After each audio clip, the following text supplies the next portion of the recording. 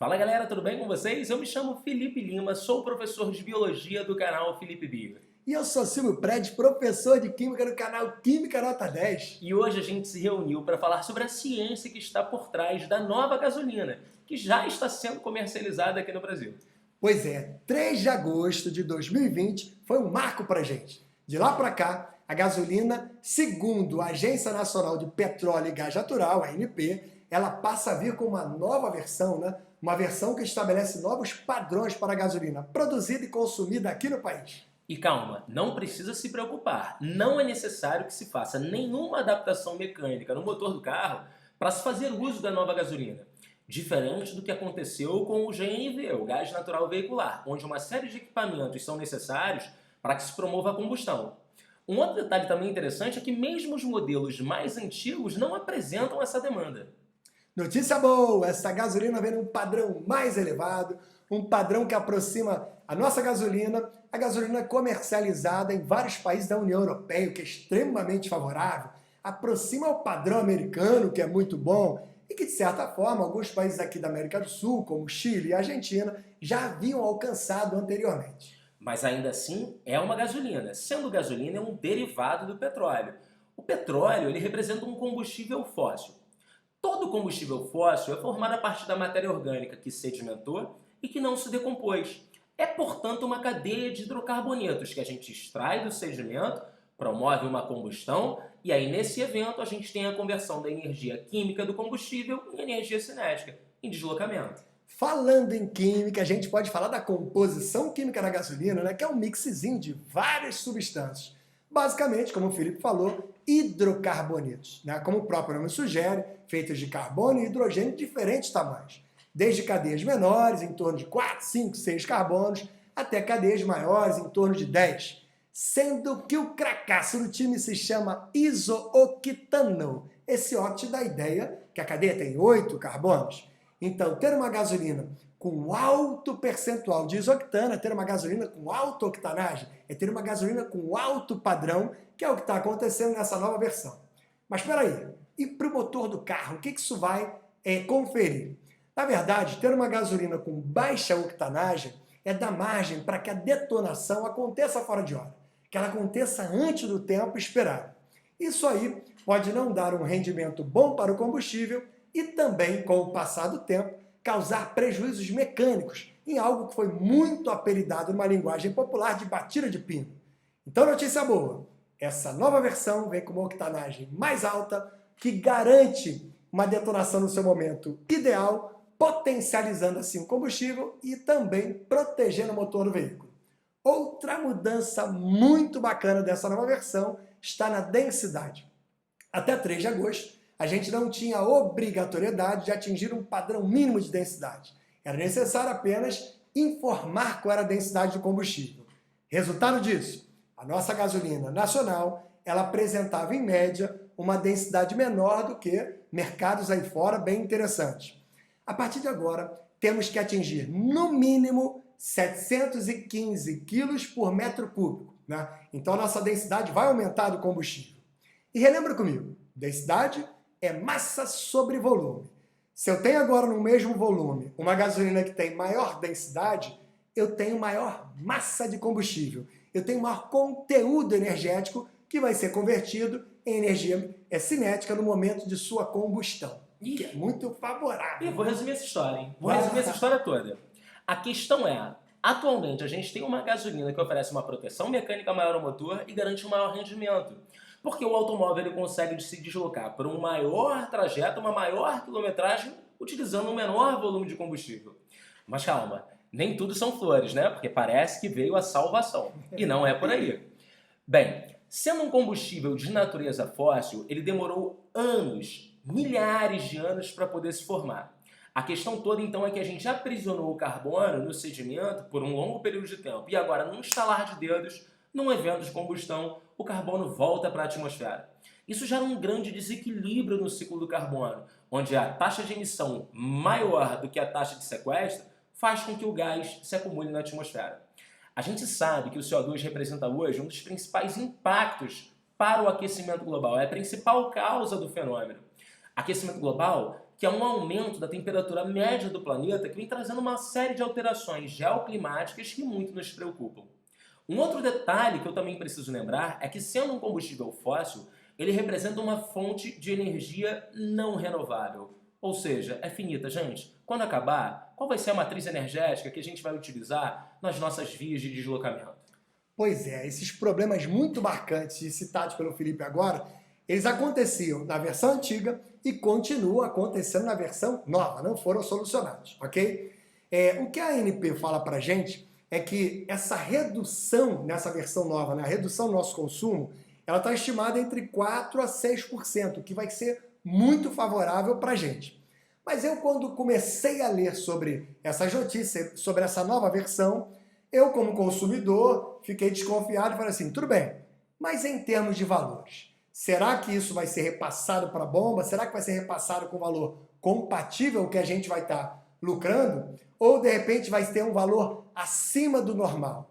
Em especial aqui no Brasil, como a grande frota nacional aqui dos veículos é uma frota bicombustível, se porventura a gasolina aumentar de maneira exagerada, a gente tem a opção de migrar para uma fonte alternativa, que no caso aqui é o álcool, e o álcool combustível daquele tem sua origem na cana-de-açúcar. Aliás, a cana-de-açúcar tem um contexto histórico muito importante aqui no Brasil, né?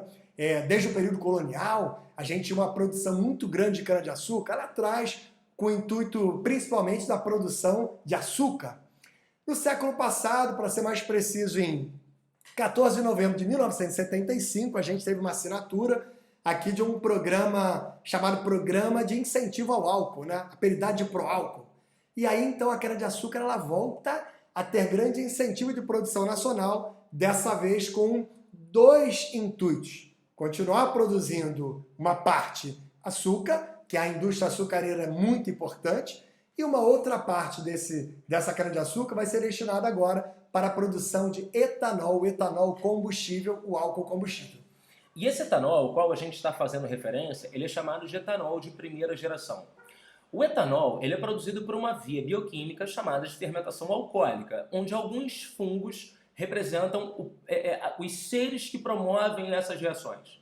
Então a gente precisa extrair o açúcar da cana, e aí especificamente do caldo da cana, que é a sacarose, enquanto matéria-prima para viabilizar a produção desse etanol.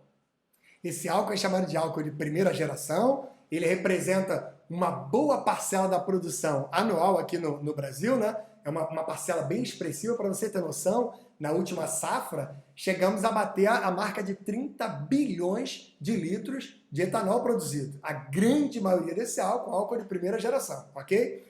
Agora, papel e caneta na mão, anota esse ano, que esse ano é marcante dentro desse contexto que a gente está falando. 1979.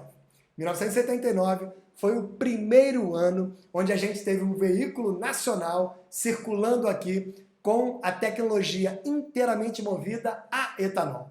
E aí quem lançou esse veículo foi a Fiat, no modelo 147, que eu conhecia até bem. Foi o primeiro carro da minha mãe, eu rodei muito nesse carro, né? Aliás, na década de 80, várias famílias, várias pessoas, elas se sentiram muito tentadas a comprar veículos a álcool. Por quê? Porque nessa época o álcool ele chegava a custar 50% do valor da gasolina. Então era muito vantajoso economicamente você adquirir um veículo desse. Porém, vários consumidores desses carros a álcool, que ganharam grande aceitação na década de 80, acabaram na década seguinte, década de 90, voltando para a gasolina. Mas por quê? Porque se decepcionaram principalmente em dias frios. Porque em dias frios, esses carros apresentavam um problema na ignição, eles demoravam muito a pegar, dar a partida. E depois, até que dava a partida, eles ainda embolavam muito a sua combustão, né? Então o motor ele tinha um pouquinho de problemas, principalmente em dias frios. Então, a partir daí, vários voltaram para veículos a gasolina. Até que em 2003, a Volkswagen produziu o primeiro automóvel bicombustível no Brasil. Foi o Gol, o famoso Gol. E um detalhe interessante é que, apesar de eu poder fazer a inserção dos dois combustíveis dentro do mesmo tanque, a partida sempre se dava utilizando a gasolina enquanto combustível. Exatamente para que a gente não tivesse os problemas da partida fria que aconteceram no passado.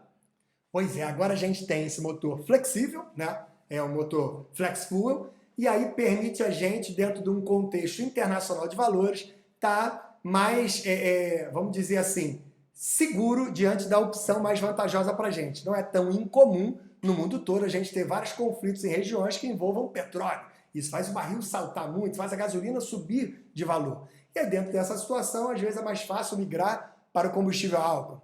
Às vezes, a safra de alguns anos aí da cana-de-açúcar não foi uma safra tão interessante, então o valor do álcool subiu demais. Aí, nesse momento, a gente migra para a gasolina. Então, esse motor flexível, ele dá essa oportunidade de a gente migrar para os dois lados, né? Então, a frota hoje, ela é da sua grande maioria de motor bicombustível. E eu vou te trazer uma nova informação. Bem, o etanol de primeira geração, ele utiliza somente o caldo da câmara enquanto substrato para a produção de etanol. Mas existe o etanol de segunda geração. O etanol de segunda geração, ele utiliza todos os resíduos da cana-de-açúcar para viabilizar a produção desse biocombustível. Vai ser utilizado também o bagaço, vai ser utilizado também a palha. A questão toda é que a celulose, principal açúcar presente no resíduo da cana, ele é um açúcar não assimilável por esses fungos. E aí vem a grande novidade. A novidade do etanol de segunda geração é que ele é produzido a partir de um fungo que foi geneticamente modificado. Os seus genes foram editados a partir de uma tecnologia chamada de CRISPR-Cas9. Nessa tecnologia, alguns genes são inseridos, outros genes são suprimidos e aí a gente consegue obter de forma biológica um conjunto de enzimas a uma altíssima concentração que sejam capazes de processar a celulose como material para viabilizar a produção do etanol. Pois é, essa notícia é muito importante porque com a limitação, né, com os dias contados do petróleo, do combustível fóssil, a gente tem uma inclinação mundial de produção de combustíveis alternativos e o álcool é uma excelente opção, né? E dentro desse contexto aí, né, super atual de produção de álcool, o Brasil ele tem algumas vantagens, porque a gente começou essa corrida muito lá atrás, ao passo que vários países estão começando a produção de pouco tempo para cá. Então a gente já tem essa margem muito grande, produz um volume muito grande. Como eu falei lá atrás, a última safra, 30 bilhões de litros por ano, né? Então muito marcante. Na verdade, se você fizer um comparativo com vários outros países, a gente ganha e ganha muito bem. Perde em volume para os Estados Unidos, que conseguem produzir ainda mais. Mas os Estados Unidos produzem muito álcool a partir do milho, que é um processo mais caro.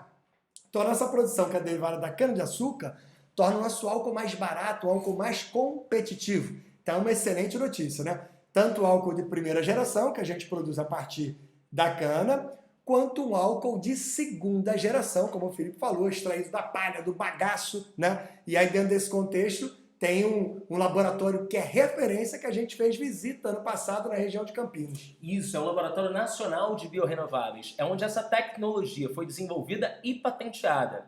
Só para vocês terem ideia do quantitativo, a gente acredita, eles acreditam na verdade, que é possível acrescentar mais 15 bilhões de litros de álcool sendo produzidos anualmente. Bem, eu só consigo identificar vantagens. Sendo um álcool um biocombustível, ele fecha o ciclo do carbono. Então todo o carbono emitido para a atmosfera na combustão do álcool é sequestrado pelo pé de cana em crescimento.